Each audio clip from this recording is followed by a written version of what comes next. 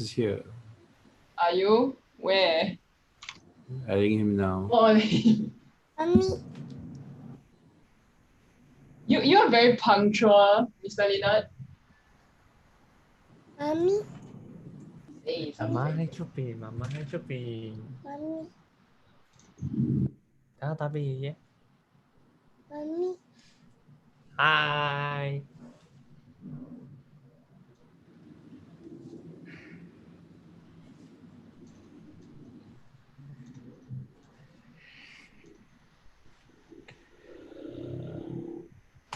哦， Mommy, mommy, mommy. She leave the room, then 你女儿很 upset. Eileen C.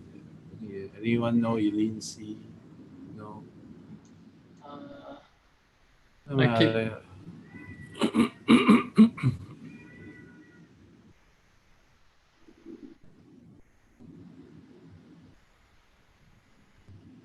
Zain, I know. Zain coming.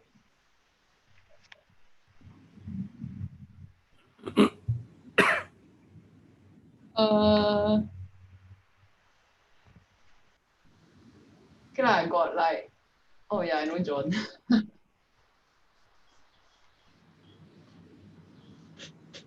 Okay, oh look, more drawings. Hi Chris. Where have you been? Can you hear Just- us? Say Hello. something. Yeah. Hi. So speaker number 3, not existent today. So the plan is I will make the news go a bit longer, and then you can ramble whatever you want to ramble. But we'll let Zell go first because he has babysitting duties. Cool. Nice. Okay, the time now is 7:05. So okay, I'm gonna do this OBS thing. Start recording. Yeah, okay. Hello, everybody in the Zoom. We got Zoom bombed just now, so I guess it was a good thing that we have our own junk channel. Sorry to whoever's on YouTube. So anyway, welcome to the 50th edition of Talk.CSS. We unfortunately, COVID is still a thing in Singapore. For the benefit of our audience, some of whom I know you are not residing in Singapore, we have our own term for shelter in place or stay at home or MCO, depending. We call it circuit breaker or CB. It is a appropriately Singaporean synonym. I assume that only the locals will get the joke. Let's leave it at that. So because the situation is like that, we are still online. We are even more online than before because we used to be like, okay, speakers just huddle in one hackerspace and everybody else be at home. Now everybody is at home, so amazing. So anyway, we have a Twitter presence called Singapore CSS. We have a hashtag called Talk.CSS. Use it if you feel like it. Don't use it if you don't feel like it. Next. So you can find us at these links. Nobody uses them, so we'll just move on. So I have a code of conduct. We do not tolerate harassment of participants of any kind. We got Zoom bombed, so clearly we need to do better. But like in general, I think the rest of you are fairly decent people. So yes, Akong says behave yourself or you'll be kicked out. Shout outs to engineers.sg who will contain the post-produced cuts of all the talks today. And we must also, as always, shout out Chion, who is Sweat King of Singapore. He is not around in this particular meetup at this particular time, but know that we will always give him a mention because he printed the first crop of stickers that Singapore CSS ever had. We also have friends. We kind of were offshoot of our sister meetup, Singapore Jazz, who is still going on, I think, occasionally. In theory, it's every month. Like they are middle of the month, we are start of the month. our best friend meetup is called React Knowledgeable. We have a link, we have a slide for them later, so never mind, move on. Host of the month, interwebs. It has not changed for the past 4 months. Color of the month, like everybody's, no, not everybody, my favorite segment is color of the month. So in case you all didn't know, there are 148 named CSS colors, which is enough for 12 years plus worth of meetups.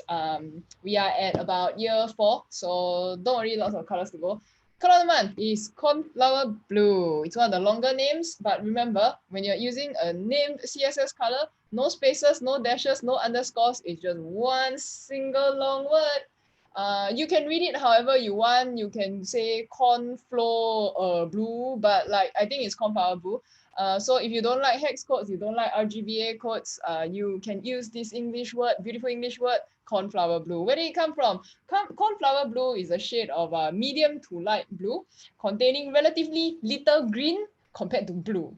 This hue was one of the favorites of a famous Dutch painter, Johannes Vermeer. I think I butchered his name, but never mind. The most valuable of blue sapphires are also called cornflower blue. So this is a very valuable color here. Name CSS colors actually were pulled from the X11 colors. So this cornflower blue was part of the initial set of 68 that was committed to the X11 repo on the 19th of August, 1985. Just useless trivia that you probably never need to know. Moving on. So the agenda for today is HTML and CSS news of the month by me.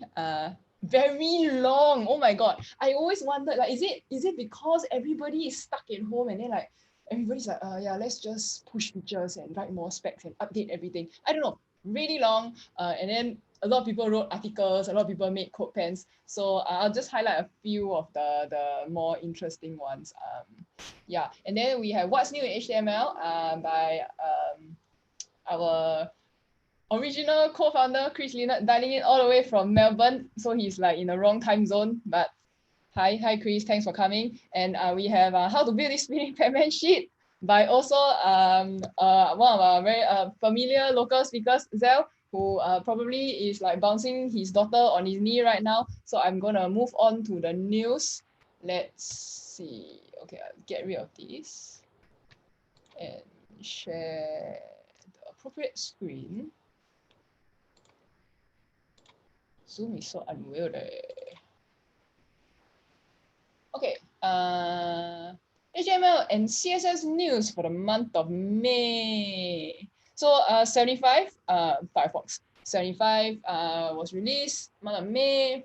So bunch of bug fixes, lots of stuff, blah, blah, blah, blah, blah. The only thing I want to talk about is the min function, max function, and clamp functions. So these mathematical, okay, not really mathematical, but like CSS functions have been implemented in 75. So it allows for a range of values, which is really cool because we never used to be able to do range. The first inkling of a range that we could actually do, you had to use grid. You could use a min-max function within the context of grid. And now that these like more generalized functions have come out, you can use min, max, and clamp. So what min does is that it accepts one or more. So you can put in a bunch of values. It will and apparently it will return you, or no, it will use it's called like a maximum allowed value based on like where you want it to be. Max is converse, so it's like a minimum allowed value, and then clamp is like there's a max and a min. So this is something in 75, so it's like stable. So like everyone can go and try. You don't have to go and tweak your settings to do it. There is something that I want to talk about that does require that later.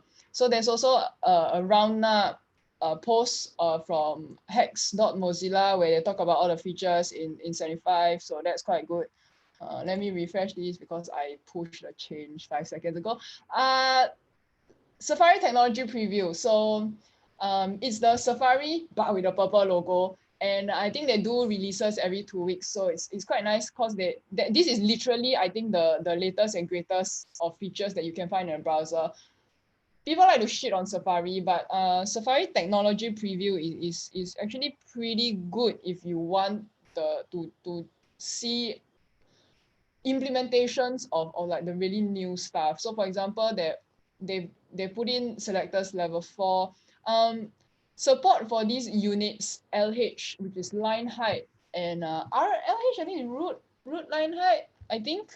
So LH is equal to the computed value of line height, while root LH RLH is I believe line height of the root element as opposed to the current element.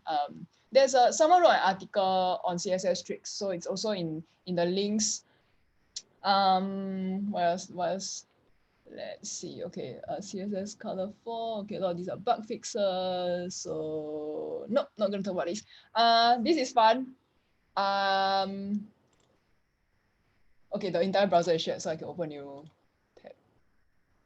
I love this bug or issue report because the revert of revert. There is a CSS value known as revert. I think when Chromium first released it, there was an issue. So they like reverted the revert before reverting it back again.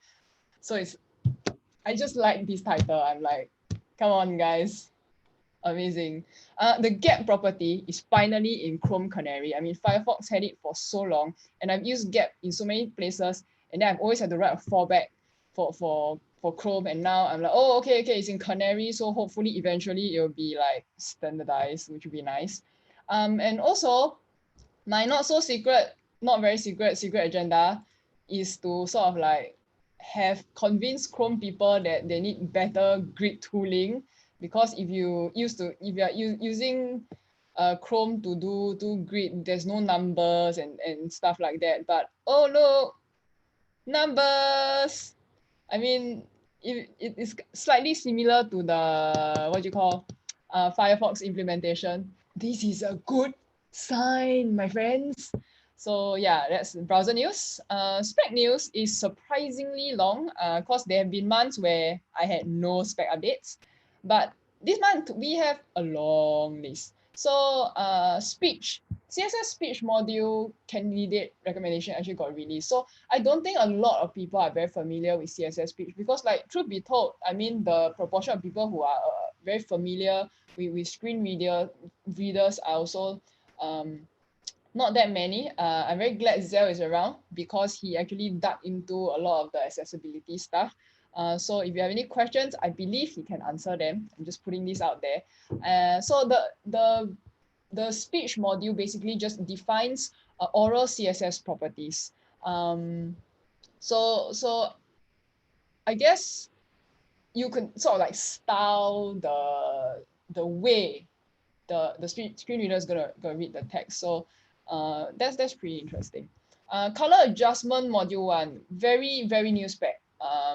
So what it does is for user preferred color preferences. So you'd have things like color scheme property, so like light, dark, whatever. There's forced color adjust. So that one was put in for like you can force a more accessible color scheme, I believe. So it's very new. I'm like initial working draft kind of things. But I think these are pretty cool. I always love the color related module, so maybe I'm biased. Media queries level 5 got updated. I talked about this the past couple of months because they've been doing a bit of work on it. So I think they just pushed a new update. Properties and values API level 1. So this is not new, like no updates, but I just wanted to point at it because CSS Tricks also released an article on the add property value. It was quite new to me because it's so draft that like it might not even be real, but what it's supposed to do is it represents a custom property registration directly in your style sheet without having to run any JS. So that's pretty cool. That's pretty interesting. So this is kind of more, this is very related to like the Houdini and the custom properties segment of CSS. So this is something that is interesting to you. This is something to look out for. It really looks quite interesting. CSS box model is a spec in and of itself. So basically it got split out from CSS 2.12 where it was a full spec. And I think the chapter 9 on section 8 was box model, which talks about the margin, padding, I think borders is not in here, but they're splitting it out and defining it in its own spec. And they updated level 3 and split some stuff out to level 4. But essentially, this is the spec that focuses just on the box model. I think this is better because they go into more in-depth about how it works, as well as there's more diagrams. The original one was so confusing. I don't know if you read it. I stared at it like for some other presentations I had to do, and I still don't understand it. They say it's English, it's not. But this one is, so you can give it a try. CSS text module level 3 working draft was also updated. Text module is nice. So basically, this is the module that covers the bit that does, line breaking, justifications, alignment, your white space handling and stuff, text transformation. And here is also where there's a bit of internationalization aspects to it, because there are certain properties. For example, hanging punctuation. This property actually is quite specific to typesetting for Han characters, East Asian text. So I also quite fond of this module. Ruby is tangentially related to East Asian text, because Ruby is an annotation on top of like it's not language specific, but it's most commonly seen for East Asian text. So it's kind of like to indicate to you how to read each character. So you can do this on the web. There's a Ruby element and a corresponding CSS for you to style it. And I think they're making it more granular in terms of how you want to lay it out, like the spacing between the Ruby characters and the main characters, whether you want them aligned to the side or how it's going to be, spaced out. So this is what the CSS Ruby module covers, and the corresponding HTML element is a Ruby element. So if that's something that you work with, probably you'd like to look into this. A lot of interesting links. These are like way more links that I normally put in. CSS findings from the new Facebook design is a really interesting article, because like I think most people got like the new rollout about like this month, last month. So this gentleman, he's like a walking CSS encyclopedia. He goes into very in-depth into CSS properties in general, but he also does these like case studies. So I really like follow him on all the things. Really, really interesting articles. Dark mode was released on Stack Overflow, so they talked about how they implemented it. I thought this was really nice.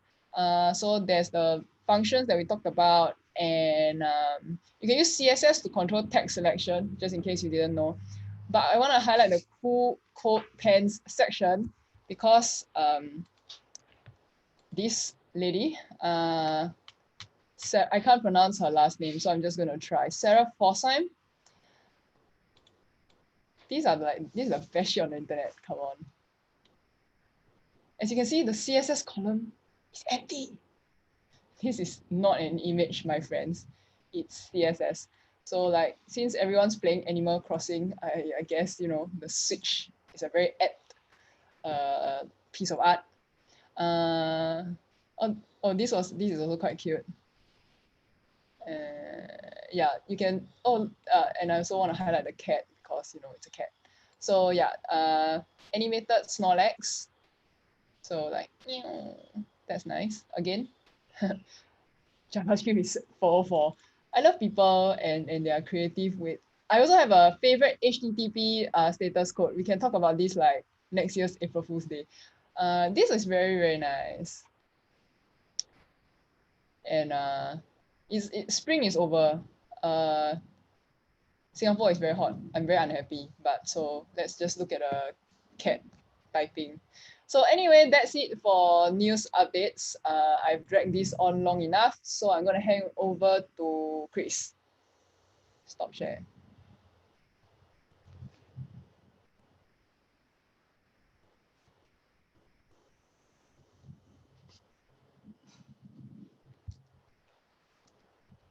What's happening?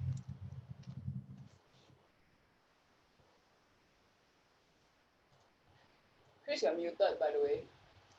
Ah, now I'm unmuted. You muted me. Now I'm not. Oh wow, blame me. How do I share? I share and I switch. Ah, hello everyone. Amazing. Hey, look at my beautiful title slide that I just did now because I've not done one. This is a really rough draft of a talk that I have to give at a conference that might happen. It's rough because I have been stuck trying to work out what to do with it. But it's all about HTML, which is why there's nothing in the CSS tab, but we'll get to CSS bits later on. And the thing is about HTML, I mean, actually, I should backtrack. When I left Singapore, I said, where's my CSS fix? And there was Melbourne CSS, but it stopped. So I started it again. And because, as Wei Jing knows well, we have to fill time all the time, I came up with, hey, we should have HTML element of the month because no one actually knows HTML. So every month we go through a different HTML element that no one knows anything about and talk about it just as a, something because no one ever wants to speak. So this talk is pretty much a compilation of those things, if that makes sense. So it's things that are new in HTML to people who haven't been paying attention, I guess is the long title. Some of these things are newish, but they're not really. I mean, we got to HTML5, everyone was kind of along with that and they understood that. But the standard didn't stop. It's a bit like CSS. We got to CSS3 and everyone's like, okay, so CSS is done now, but CSS is never done. Otherwise the CSS news would be really short. So HTML, is there a HTML6? Not really.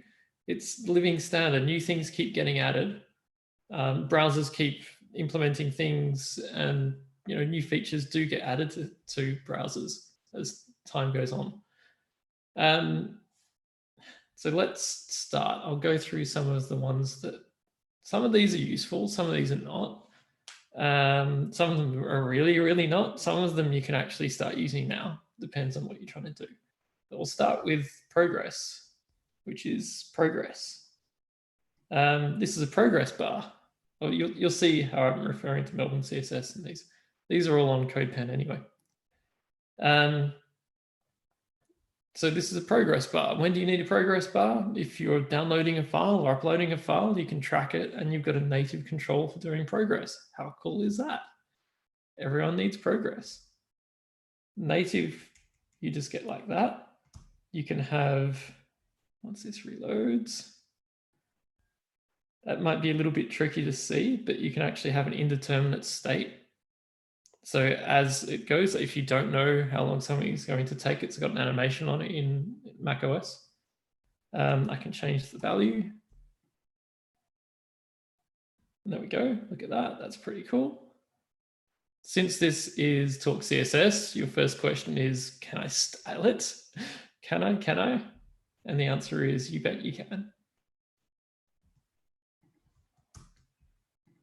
This is not working how I wanted it to. Now I've got 2 comments. Sorry. Okay. Now this is where things get really interesting. The HTML for this, it exists. So all you need to do is drop your progress in. You've got a maximum, you can set a value, pretty straightforward. If you want to style it, it gets difficult. Why have I still got a rogue thing in there? There we go. The first thing you need to do is basically tell the browser that you're going to override everything that the browser wants to do. And that's by setting appearance of none. You'll see this with all these controls that I'm presenting today. You basically throw away everything that you've got. This is pretty similar if you've done anything like custom inputs or something like that before. You'll be familiar with this. We can then start setting things. So I'll set a width. I can set a height. There we go. And then we get dark. Now, if I inspect this thing, oh, my inspector's very small, bear with me.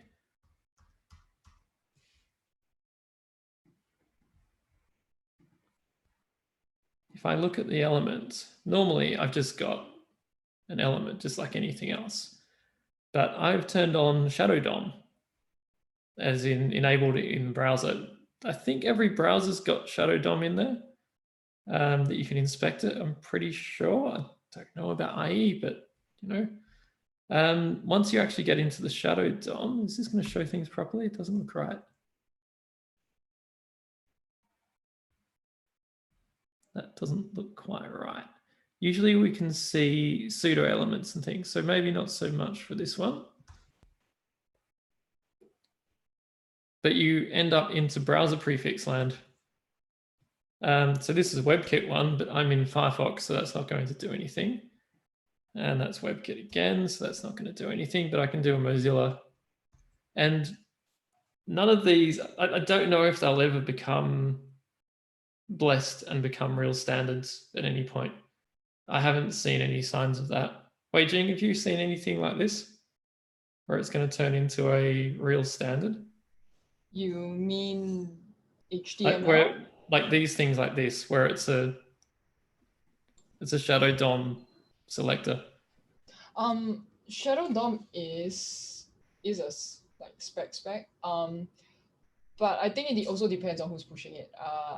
Yeah. I believe it's the Chrome people who are quite big on it. So I do think that there is work on it. I don't hear a lot of interest, and that might be a thing. Because Well, as you're well also aware, it's a popularity contest, what features get shipped, right? Yeah. Yeah. But this is well into edge cases. Most people would rather spend, or actually they'd rather just Google and download a library that does it in 3 meg rather than learn how to code the thing. And some of these get a bit sketchy. Browser support's a bit hit and miss with some. Depends on exactly what you're trying to do. But the thing is, you can actually style most of these elements really well. And this is a progress bar. I've used one before as a file upload. And it is quite good. You can, I think you can do pretty much anything. I mean, it's a background image that you can apply to it. So I put a linear gradient on it to make it look kind of interesting.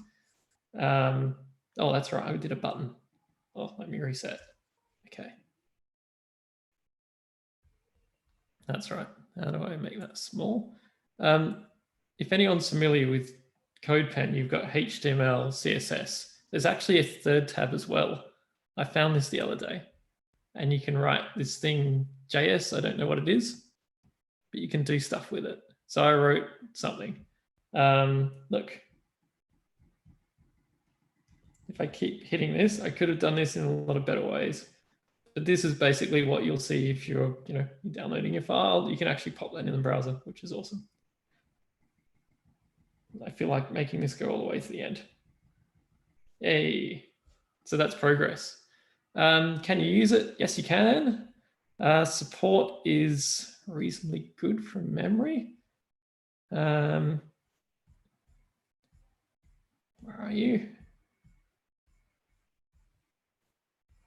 That's not showing me support.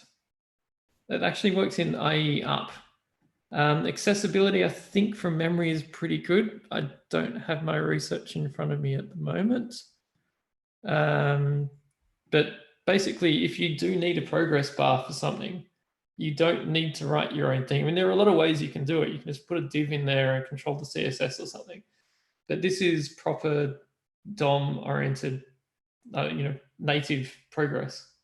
I use one of these in one of the applications I'm working on at the moment, where it's a multi-step like form thing, and there's a progress bar at the top. So every time you navigate to another thing, there's the progress, so you can see what's going on. You can also animate the transitions too, which is quite good. So that's progress. Yay. Now, similar to progress is a meter. And a meter, this is not like the measurement meter. This is, or not as in distance or something like that. This is a meter as in, you know, almost like a gauge, I guess. And this is a really interesting one because like you've got colors and things like that, and you can change them according to, well, depends on the value. So I've got my minimum value, my maximum, and you have these values, low, high, optimum. So at the moment, I've got my value of 15, which is low. If I drop that below, if you watch, the color will change. Now it's red, showing that it's bad. So once I'm in range of somewhere in there, it's gone yellow. If I start creeping that up a bit, let's try 27. I'm still yellow. Once I actually reach the high mark, it will show, do I need to be 31? Yeah, there we go. So now I'm actually good. So you might look at this and think, well, what's the point? When am I ever going to use that? And the when is something like a password meter. So, you know, you want someone to enter in a password. You want to make sure they don't put ABC123 or, you know, something like that, password 1 or their name. You can tie the meter to what's actually going on here. So on this one, what I've done is basically said that when you put enough characters in, then it's good enough. So as I start typing my password in here, you can see, actually, if I've tied that up to the wrong meter, yes, I have. Well, they both got the same ID. They both have the same ID. That's why, and I'm only doing it on one. Let's try that again. There we go. So as I'm typing, you can see the meter's actually changing for me. So this is equivalent of having to wire up your own thing to do this. So, you know, works. Reasonably supported, can actually do stuff, not so terrible. Can you style it? I don't know if you would want to. It's a bit odd. It kind of does what it does. I think you can change the height and the width, but that's about it. Because things like the colors seem to be set. I don't know how that would fit into cultural things. Because, you know, red is bad is not necessarily bad in some cultures. So I'm not too sure what the pseudo selectors are. I haven't found that much written on it, to be honest, because it doesn't seem to be very well known. But it's got a very, very particular purpose that exists, which is awesome. Okay, now the range. This is what everyone calls a slider, but it's actually called a range. So I can slide it up and down and choose a thing. Now the idea, like, why would you use one of these things? I've been doing web things for way too long. I've done web forms for way too long. I've only used a input type range in the last 2 years ever. I've never had a reason to use one before, purely because of the projects that I've been working on. So why would you actually need one? You need one because there's a finite list. You need to actually choose something that comes from that list of things. So that's a basic range. You have a minimum, you have a maximum, and you can preset the current value should you wish to. What else can you do with it? You can attach a data list to that. Data list is another one of those weird HTML elements that doesn't get used all that much. So from the input, I add my lists, which I refer to by ID. And this actually adds, what it's meant to do is add these values as little notches underneath. In practice, browser support is so poor, I think it works in WebKit, but not in Mozilla. So unfortunately, it doesn't work very well. There are also problems with responsive design when you're looking at things like this. If I had notches underneath here, how am I going to fit those labels in there in any meaningful way when it's on a really narrow screen, especially when they get big? So this whole thing here, oh, sorry, I've gone too far. This whole section, it's trying to be difficult. you grab it and you toss it in the bin because there's no practical purpose of doing anything with it and the browser support is bad. That's unfortunate, but it is what it is. Now, something I've done differently on this one is I've set a step. And our step basically restricts the movement of the range. So my minimum is 0, maximum 100, and I can step in 20s. So you'll see it'll actually snap to those points on the range. So that will restrict what the person can actually do. So this is good. And what I've seen in the past when people have implemented something like this is 300K of JavaScript, so they can do something that is native and it's supported in IE. So then we say, can I style it? Because isn't this Talk.CSS? Yes, it is Talk.CSS. Now, here's one I prepared earlier. And I'm going to render it without, actually, I've already got the styles on there. Okay. Now this gets into Shadow DOM land again. And to pull this one off, the code for this is an absolute nightmare. The best thing I can recommend, and I have a link in the code pen, is to go to the CSS tricks site on HTML input on the range and follow their instructions and pray to whatever gods you've got because you'll need them. You have to set, to make this work, you need CSS variables. What are they called properly, Wei-Jing?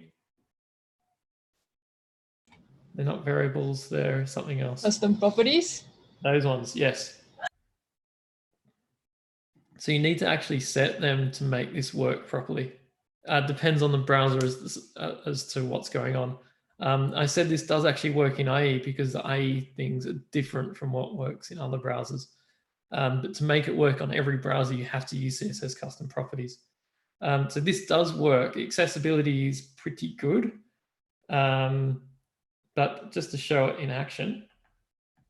So I've got things I can do. This is good. And when I let go, it'll update. And what's that? It's updating? Oh, hang on. It's another HTML element. What on earth is this thing? This is output. We're used to seeing input, and there's actually output as well. What is output for? What could it possibly do? Output is perfectly suited for something like this, where I have an input and it shows the value that's there. It does nothing without JavaScript, of course, but since you're doing interactive form elements, you're going to need some behavior anyway. So this code gets really, really interesting, as I said. One of the things you can do with a range is you have the track, which is the background of the whole thing. You have the thumb, which is the round bit that you can actually interact with. And then you have the fill. So the fill shows the bits that you've done up to that point. So if you're showing a range of things where it has a particular progress, then the fill color is really useful. So this looks like I'm actually progressing in some way. If it's just a range where it doesn't really matter where I am on the range, then you set the fill color to the same as, or set it to transparent actually. And then it'll just work and look like a normal one, basically like this, but with whatever background colors and things you like. You can see from this code, I've actually got mix-ins in Sass, which I try not to do. I'm using Sass variables just to contain the sanity of it because it's really, really difficult. When you get into the Shadow DOM bits, like there's so much stuff in here. There's some fun calc. There's our custom variable, custom properties coming back in. WebKit version. WebKit again. The names of them are different according to which browser you're in. So there's a range track for Mozilla. There's a track for Microsoft browsers. Range progress. But you can actually pull off everything in the end, basically. But look how much code. And this is the nice version after lots of effort. Let's go inspect it and have a look at it anyway, because it is quite interesting. So here, because I've enabled Shadow DOM, I can actually go a bit further. Chrome seems to do this better, I think, because I seem to be able to see more things. But at least you can see, so that's my track. that's my fill, and there's my thumb. And this lets you see exactly what you're trying to style. And if I pull it up a bit, you can see the properties that I've put on it. So I could make that bigger if I wanted to. Wow. There you go. So that's really massive. But there, like I said, there are a lot of gotchas when it comes to range. I think for the version that I've got in the component library I have at the moment, it probably took about 2 days to get it up and running, just to get it through to the point where it could be slotted in anywhere. You may have noticed, I'll drop back to where I was before. In my Sass code, somewhere in my Sass code, I'm setting defaults because I want to be able to override the colors according to whatever theme I've implemented. But this, yeah, it was a right nightmare to actually implement this. I'm actually using a data list. I said before, data list is a bit useless, but it can be quite useful. I did mention that in practice, they don't render properly, but you can actually override it and do your own thing. So what I've done instead, what I've learned, well, do these not do anything? What do these do? Actually, I have a feeling this does nothing. This, on the other hand, does. These are my labels. In order to make things work on desktop and mobile, you do need to actually have your own labels in there. So these are set as ARIA hidden because you can't meaningfully represent them to anyone who can't visually see them. But at least you can put them in there. What happens if you want a third label in the middle? Well, the problem is what usually happens is the text gets too big and it will overlap and then you get problems. So in practice, what I've found is that you can have a minimum and a maximum, and that's pretty much it. If you had a thing that's designed for a bigger screen, maybe you might get away with extra notches in there. But yeah, certainly for my own mileage, this is as far as I've managed to get. All right, so that's input. Input is, as I mentioned, works in every single browser out there, can be custom styled for every single browser out there. There is no reason that you need to grab an off-the-shelf weird thing to do this for you. Native, yay. All right, go away Zoom thing. The last one I'll talk about tonight is details and summary. And what is this? This is an accordion. Ooh, accordion. How many people have written their own accordions or grabbed them before? It's native. Wow, how awesome is that? This is good and bad. The accessibility is a bit hit and miss. The browser support doesn't work in Microsoft things, but it works in everything else. And if it doesn't work in the Microsoft things, then it will just render as inline content anyway, so you don't really lose, given what it's trying to do. This was an experiment I did a while ago, trying to work out how on earth I could animate it, because you can style them fairly well. You can change the track. Let me just bring in my inspector. So there's my summary and there's my marker. That's what it's called. You can change this. So you can set this to an image of anything that you like. So that's pretty awesome. The problem is, what usually happens with accordions is you try to have it so when you interact with it, it'll animate out, but you can't do that with the native one. There's just no support for it. This is really painful. So unfortunately for these things, unless you're after a really basic accordion, and if that's the case, then great, go ahead and use it. But if you need anything more interesting, if you need animation, if you want proper accessibility, and of course you do, then unfortunately you can't use this thing. It'll get there maybe in time, maybe. But unfortunately right now, this is where we are. Now that's as much as I've prepared. I've got a couple more that I was going to get to that I haven't prepared properly yet. One of the main ones that I will cover in the future is the modal, because there is actually a native modal element as well. And it's very similar to details where you can't use it because accessibility is rotten. So it's really disappointing. You can get really, really close to having it work properly and it just doesn't. So it's a bit sad. What might you have learned from this tonight? You might have learned that you can immediately go and grab a progress if you need one. You can use meter right away. You can certainly use your own native range. You can't do your own custom dialogues at the moment. I mean, accordions and modals don't work. But at the same time, when you're thinking about doing something, instead of just looking for a library to do it for you, think about what actually, or have a search and see what's there natively, because these things exist. They keep getting added every time Google need one for Gmail or whatever product they've built, or someone else has done something that they're trying to do. But they do keep getting added to the browsers, and they become quite useful.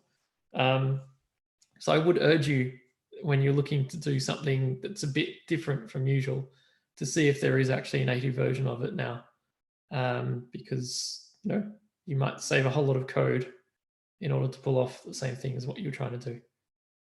All right, thank you, everyone. Cool. Applause, except there isn't any because everyone's muted. There is virtual applause. Virtual applause. Use your imagination, sir. Yes, thank you. Oh, thank you, everyone.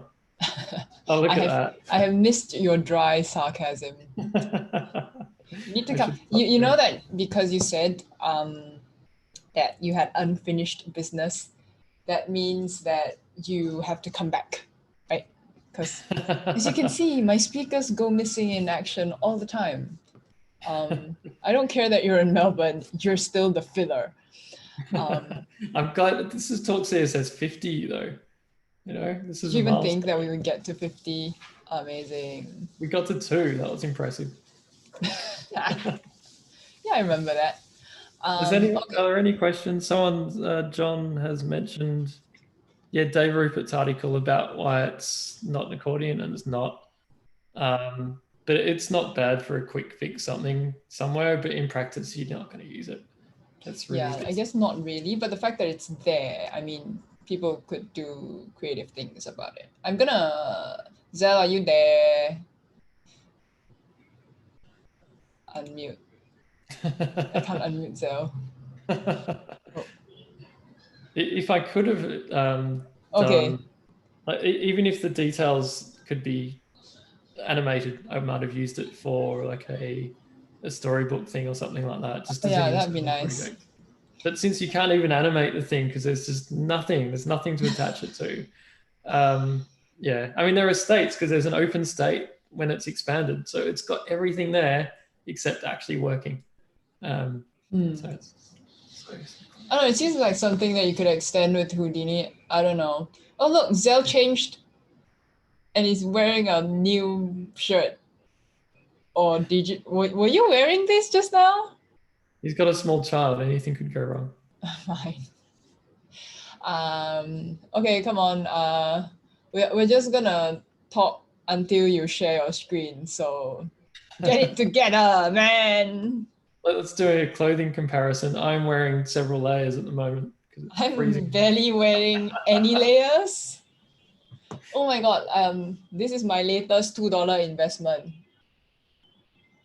That's the temperature. Do you know what time it is now? It is 7:52 p.m. and it's 30.7 degrees indoors. This is untenable weather. Oh, cool. Start recording. Okay, we're gonna shut up now.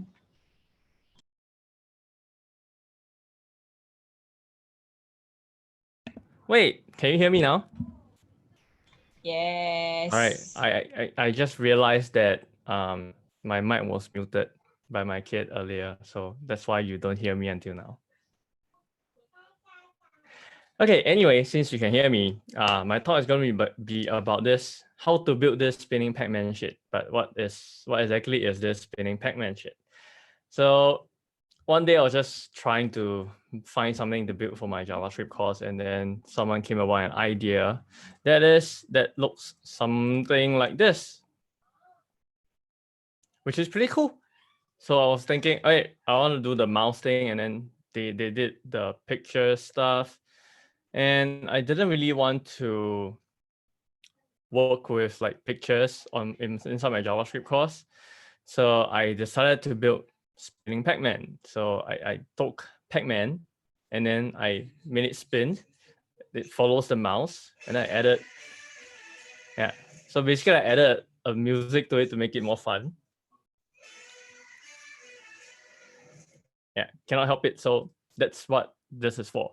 By the way, interesting thing. This font that I'm using here for this Spinning Pacman thingy is called Caesar dressing. I have no idea how I found it, but I found it, and it's kind of funny. So I think it looks kind of nice. Introduction to fonts. Okay, so anyway, to build this Spinning Pacman shit, right? First of all, I need to build a Pacman. So where's my mouse? You can't have a mouse on Keynote. Okay. So anyway, on the left side, you see the Pacman, which is built with SVG, combination of layers, not too hard. So circle, another circle, and probably a triangle. You build a Pacman. But the first thing to do is to add some shadows to it. So this is what I used. Drop shadow filter instead of box shadow, because drop shadow allows you to wrap to SVG and other elements as you like to. It makes it look nicer. You can see the drop shadow in the eyes as well. So that kind of looks nice. Just wanted to point this out before I continue. Now, the thing about this Spinning Pacman thing, like if you, I don't think you saw it here, but let's see if I go. Am I sharing?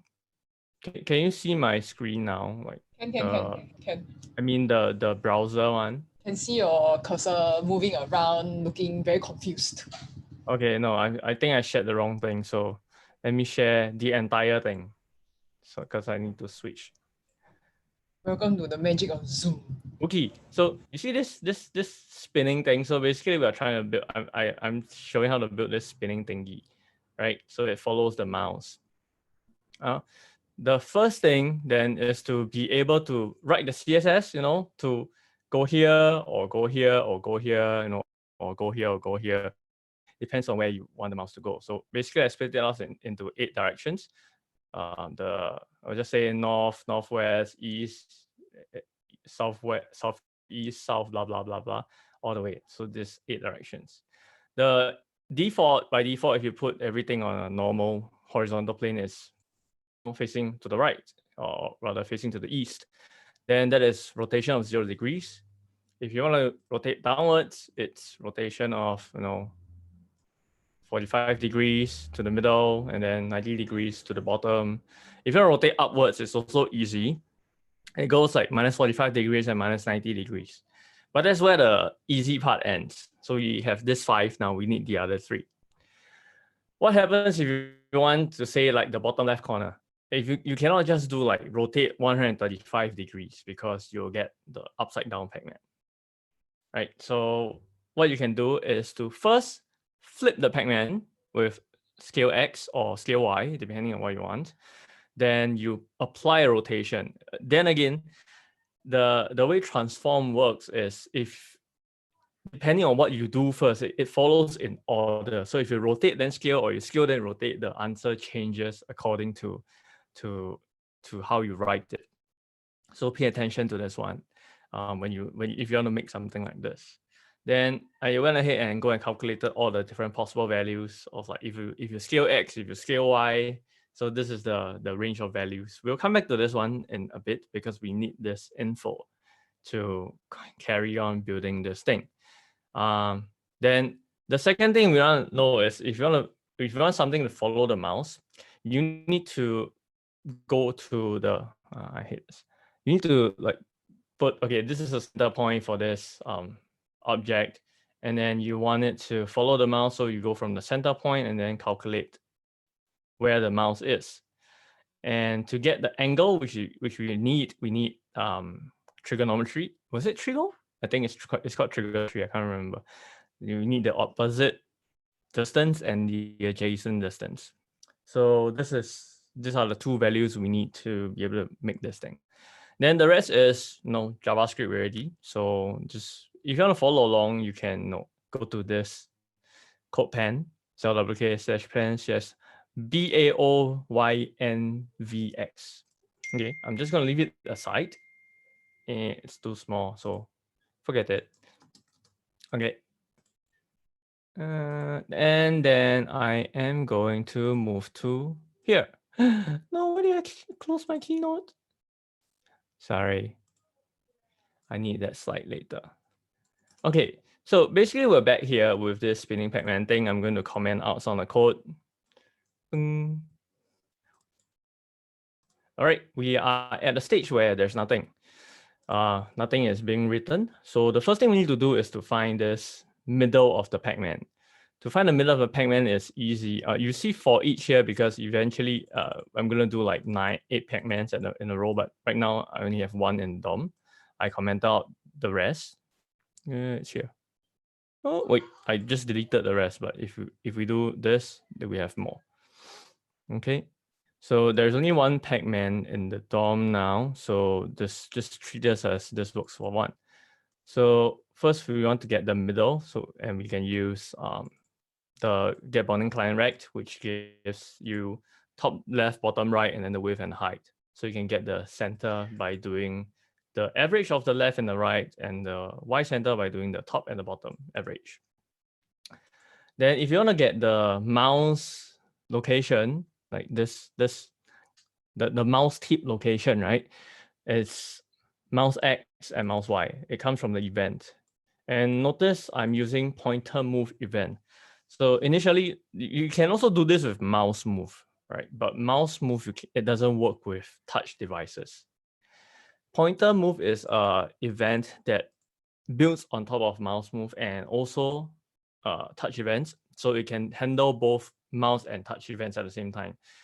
No idea why I'm explaining JavaScript here in this CSS thing, but I thought it would be interesting because pointer move also requires certain CSS stuff, which I will go into in a bit. I want to talk about the rotation thing first. Now, to get the difference in, we have this opposite and adjacent thing that we need. We can allocate either, in this case, I allocated the y to be the opposite value and then the delta x to be the adjacent value. So to find this value, I just minus mouse x with the center and mouse y with the center. So I get positive and negative values. I think I can do debug and show you just to, whoa. Okay, this cannot be.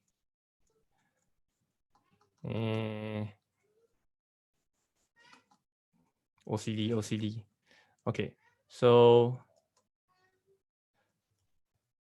delta x.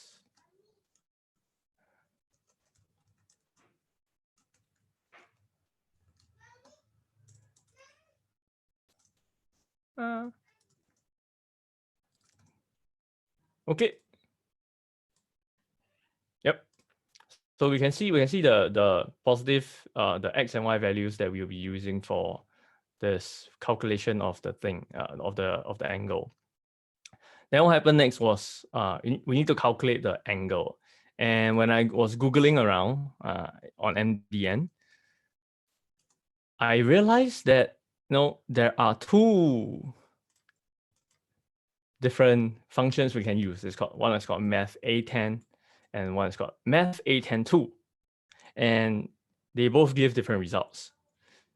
So it was quite interesting. The key is choose either one of them. It doesn't really matter.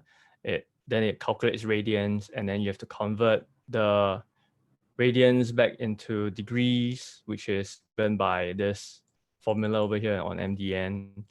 And then I just plugged it in, and we can calculate the angle. So that's the CSS part that I really wanted to show, the angle thing. Right, so here we have the angle. You can see here, here it's 0 degrees, which is exactly what we want. moving down 45 to 90. And if you move past, you see 135. Then you move a little bit further, it goes to 180, then it goes into negative 180. So noticing these values will help us decide which transforms we want to use. Math A10 2, I think it goes to Math A10 without the 2 goes to 90 degrees. So that would have to change. We have to change our formula if we want to use that one. So going back to here, we see that, hey, we use 135 degrees. So where's 135? There are 4 values, rotate 45, minus 45, minus 135, or this, yes. So I decided to use rotate 135 and scale y minus 1 instead, because it feels like the easiest thing. Then I'm just going to do this. So let's not do the math absolute thing first.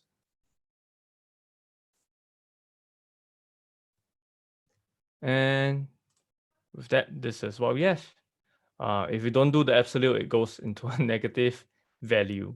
It goes the other way around, which basically at 90 degrees, we want to swap over, because at 90 degrees, at 91, this is kind of like minus 100 plus degrees or something. I can't remember what the exact formula I was thinking through in my head, but it's we have to check whether the angle value is more than 90. If it's more than 90, we flip it over with scale y. Then that's the part where we do work on this this few faces. Before 90 degrees, oh yeah, here it's 90 degrees is here. Once we go past 90, we need to flip so we can work on this view. Before 90 degrees, we want to use the normal unflipped Pacman. Then after minus 90 degrees, we also want to flip, which is why we need the math.absolute thingy. And that's how I built this Pacman thing. And then we just need to copy paste more of this if we want more Pacmans. And that's it. Okay, just having fun with the headers and stuff. Okay, Play the music. The music is not here lah. It's not on this screen lah. Okay, but I can go back to the slides. Where's it? This one. Play the music. You keynote fan or actually cannot hear.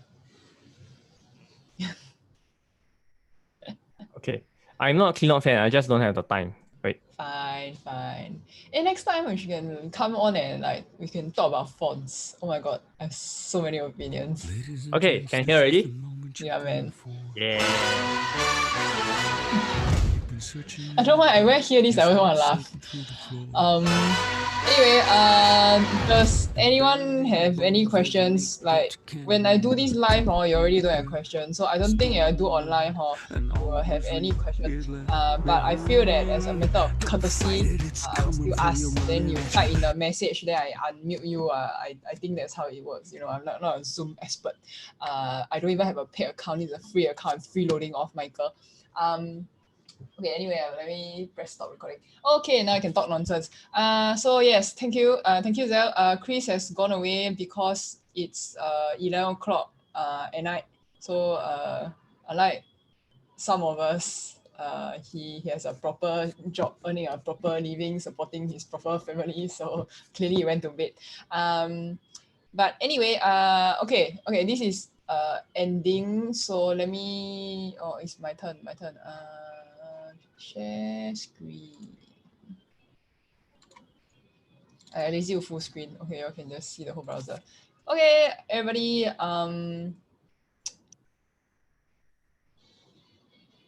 my live stream still working? Yeah, if not working, also bo pian already lah. I'm very tired. Anyway, announcements. This is clearly, as you can see, I never update my slides.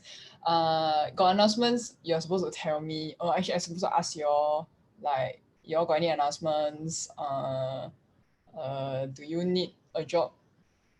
Are you looking to hire anyone? Do you need someone to deliver bananas to your house? I don't know.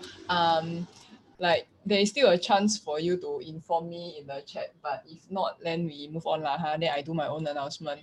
React Knowledgeable. React Knowledgeable is a very interesting meetup. They got public facing and they got internal, but shit. Whatever. Anyway, this Friday got people got custom YouTube channel name because people got more than 100 subscribers already. So if you are not one of the 100, you wait for what? You wait for CB over. No need to wait for CB over. Just click bit.ly subscribe. Okay, go direct and then press subscribe. That's what you're supposed to do today. So Friday, they are also streaming live on YouTube. People start at 6 p.m. because they're more professional than us. Yes, so stay tuned. Tomorrow Visa Day. So everybody don't wake up, don't go to work. And remember, wash your hands, don't touch your face, and don't touch other people. Thank you everyone for showing up. Okay, thanks, bye. I don't know, if you want to hang around, hang lor. Wait, let me unmute Olivia. I cannot unmute people. Wait, Olivia, no, where are you? Wait. Does anyone want to talk? I can unmute all of you. Okay, so basically for some context for those of you who will join later, we cannot Zoom bomb just now. So Michael just mute everybody. Then I don't know, if you want to say something, I don't know, type something in the chat, then I unmute you. Or can I just unmute all of you? And then you all own self mute yourself back. I don't know. That sounds weird. Okay, I'm going to unmute another friend. Alex, are you there or are you just pretending to be there? Actually, this is fun. I feel very evil as the co-host. I'm like, unmute roulette. I feel like you having the ability to unmute people in here is gonna. Can you turn on my camera as well, or just unmute me? No, you turn on your camera, right? Yeah, I turned on my camera. Okay, no. Turn on my camera. I have an unmute option. Okay, that's good. Yeah. That's good. You might end up listening to Romanian on the stream. That's the worst that can happen with the unmute option. How's life? Life is really good. I've got this new and shiny website that someone did. I'm not mentioning who. So I've got this shiny new website that you did, and I've been playing around with it every evening after work. I keep finding things to add to that that poor Hugo web thingy. It's now got a better way to deal with social images. It's gonna get partials inside of articles, which is just an abomination. And I think the next thing I want to do to it is, I have those SVG filters on my images. Yeah. Right. They don't work on IE11. Like if you saw the screenshot, it's just like multicolored. Yeah, I'm not bothered about IE11. I think in terms of my analytics, it's the principle of the thing. It's 1% of my traffic. I feel like they can have a deprecated or a not so enhanced experience. I'm looking to build a pixelation SVG filter as well, and I've been trying to understand SVG filters. Oh, nice. Talk.CSS has a slot. It always has a slot. I'm just saying. So bad thing. You're not breaking my layout, right? Like you're just adding backend stuff, right? If that's what you mean, I haven't touched the CSS. No. I treat the CSS like you treat an icon, right? Look at it, admire it, don't touch it. No. I mean, if you add stuff to the sidebar, I'm gonna have to tweak shit. No. Oh, okay. I'm only working with content in the content, so it's not gonna be sidebars. Cool. Anyway, if you do that, just ping me. I'll go and clean it up. It's my shit. So oops. Yeah, no. It's artisanal CSS, so very custom. I like that artisanal artisanal crap, and I Yeah, I like know, the it's fact that totally the chat crap, is right? gonna be a work in progress. And I wondered, how do I ask her for support now that she made this thing that needs maintenance? How do I ask her for support? I'm really happy you offered before I asked. Dude, you have my phone number. That's the support number to call. What's wrong with you? I'm still live on YouTube. Are still people listening to us on YouTube? Oh yeah, shit. Hang on. Let me stop the stream. Wait. Okay, so I guess I made a guest appearance on the Talk.CSS. Wait, I don't know how to stop the stream. Damn it. I can't stop the stream. My God. Let me help you. Oh, cool.